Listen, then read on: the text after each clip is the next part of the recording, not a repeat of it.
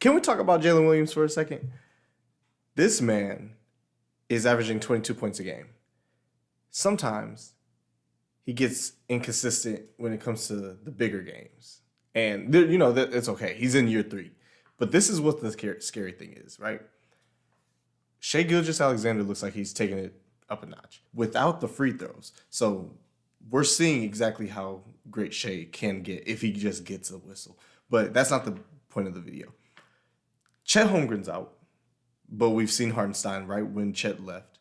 We haven't seen them two together, and I feel like their chemistry is going to be something that might need to be considered. The fact that they're both young and going to be here for at least 3 more years.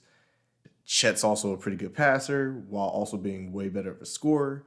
Honestly, better shot blocker. Like Hartenstein's a great shot blocker, but Chet's on a different level. Now he doesn't have to worry about the rebounding because Hartenstein's here. And then also, by the time Chet gets back, J. Will should be back. That's another thing to monitor as well, how good the defense is going to be when J. Will comes back, because people don't realize drawing the charges creates a whole different kind of mindset when it comes to how you play basketball against the Oklahoma City Thunder. Their defense is already so elite, one of the best defenses of all time, and they're on pace to do way better considering they didn't have Chet and Hartenstein at the same time. So imagine how good their defense is going to be in those matchups. And if J. Will comes back, you can run J. Will with Hartenstein because J. Will shoots a 3 as well. And Hartenstein, he has that deadly floater. It hasn't really been that bad, but when you consider how good it could be, that's also something scary to watch too. We have so many factors to consider, especially with Caruso as well. That's something I didn't mention. They've been missing key pieces to put together. Mark Daigneault, Sam Presti, they had a vision. It's only going to get better. And I am terrified for the league because when they start clicking, when everybody comes back, it's a wrap. They all can pass the ball. Chet doesn't get enough credit. Hartenstein's been getting a lot more credit, and he's been really showing his playmaking abilities. The fact that Chet is also a very underrated passer, considering that he is 7'1" and how he moves and how he always already scores the ball, can shoot the 3. It takes away from the fact that he can pass. He doesn't really needed to, but now he's going to be able to, especially with Hartenstein next to him. With Shai being able to work off ball, Caruso's working off ball, J-Dub is working off ball. There's always been at least 2 key players that have not played together. And it's either J. Will, Chet, or Hartenstein. They've been running off of one center all season long with that defense. And you're missing 2 of the most important players who are also centers. That opens up the entire game because we've been seeing Kenrich Williams minutes and Ousmane Dieng and A.J. Mitchell. They've been actually playing really well. But you have to consider somebody's minutes are going to get cut entirely. I'm going to guess it's Kenrich Williams because he is the power forward on that. But he's even been playing really well. He's been stepping up. He hasn't been going crazy, but he's been doing his job. He's been playing the defense. He's been taking the hits. He is one of the more underrated re-signings in the past 3 years with the Thunder because he always is there when you need him. He's durable. He's going to be a great teammate. He's going to be a great leader.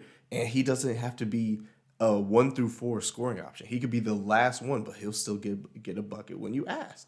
Even if somebody does go down, he's already there. And that's why the Thunder have only lost 5 games. And not including the cup final loss, and it didn't even count as a game anyway. When it comes to numbers and then everything else, they just lost the cup. This team is still super young.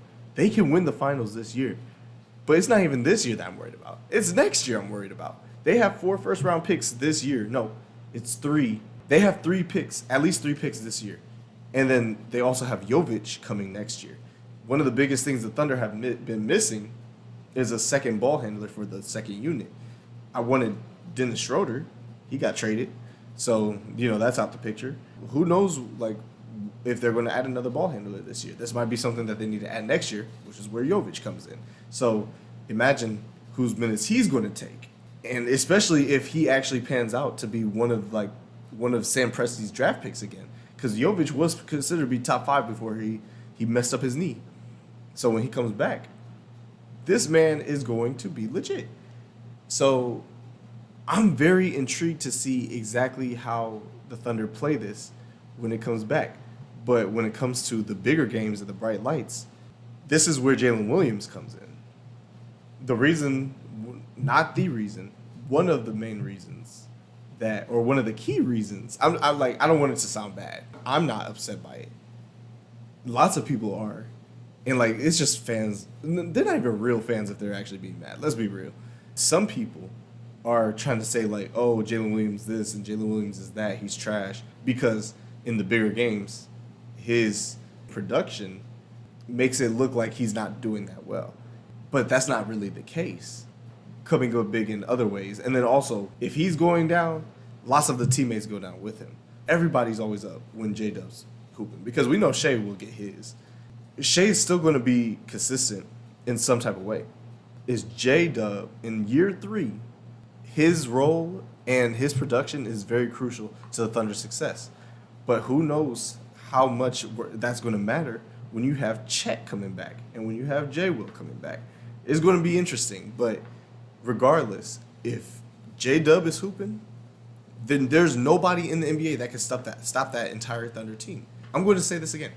There is nobody in the NBA that's going to be able to stop the Thunder. And there's nothing you can do about it. And this is talking about next year.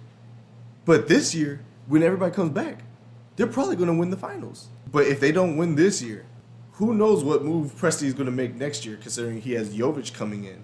And then he has all 3 of those picks. He can make one big splash. He could trade Ousmane Dieng, those 3 first-round picks, and 3 extra future first-round picks for whoever he wants in the league. And it will be like he didn't even put it in a dent. So good luck to the rest of the NBA because you're screwed. You're screwed, and there's nothing you can do about it. I'm sorry. Number 1 defense all time. One of the best scoring teams all time. And we're still missing all the players that put all of that together. They built a God squad, and they still have the most assets that you could just give up and not care about in the NBA.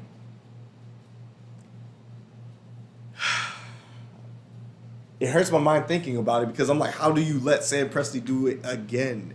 He's the greatest GM of all time in any sport. The only reason it hasn't been talked about is because he doesn't have a championship yet. He's built one of the greatest dynasties of all time, and nobody knows it yet. This is 2K. This is somebody turning on all the sliders. Why does it hurt my head so much just thinking about it? Because this is a great thing. This is exciting. I'm excited for it. Just to watch it all unfold and just laugh in everybody's faces, especially Dallas fans. I just want to say, it's been fun. It's been great. Being so close yet so far as a Thunder fan. I can predict that they will end up three-peating or four-peating. I could be over my head. I could be correct. I'm going to go with the correct and say y'all are screwed. Have a good day.